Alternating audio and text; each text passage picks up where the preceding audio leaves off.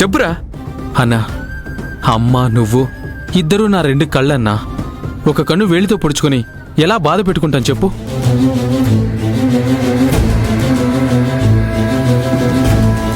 జ్యోతికి ద్రోహం చేసావన్న బాధతో నువ్వెంత కుమిలిపోతున్నావో నాకు తెలుసన్నా. ఆ అమ్మ కోసం తప్పక ఇదంతా చేసావని నాకు తెలుసు. కానీ కానీ చెప్పరా, చెప్పు. కానీ తప్పక వచ్చి వ్రతాన్ని కూర్చోమని చెప్తున్నావు, అంతే కదా?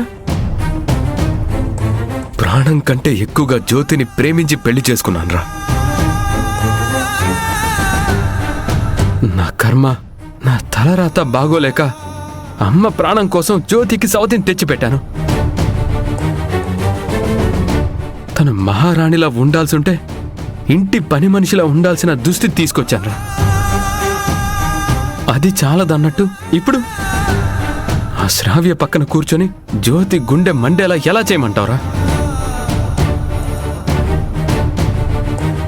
నేను జ్యోతికి తాళి కట్టిన పాపానికి నా కళ్ళెదుటే అవమానాన్ని, అనుమానాన్ని, చీదరింపుల్ని, అసహించుకోవడాలు అన్నీ అన్నీ అన్నీ మౌనంగా భరిస్తూ గుండెలో మండే అగ్నిగోళాన్ని దాచుకుందిరా.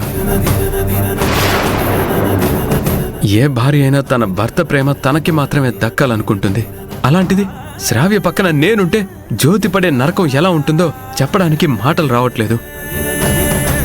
ఇప్పుడు చెప్పు, వ్రతానికొచ్చి జ్యోతి మనసుని ఇంకా గాయపరచమంటావా? నువ్వు వ్రతానికి కూర్చోకపోతే అయ్యే గాయం ఈ జన్మలో మర్చిపోదన్నా. అమ్మ మాట నెగ్గలేదంటే ఎంతవరకైనా, ఎంతటి వరకైనా తెగించే మనిషిని మనకి బాగా తెలుసు. శ్రావణి నీ భార్యగా చేస్తానని మాటిచ్చింది, నిలబెట్టింది కూడా. ఇప్పుడు వ్రతం విషయంలో కూడా తన మాటే నెగ్గాలని చూస్తోంది.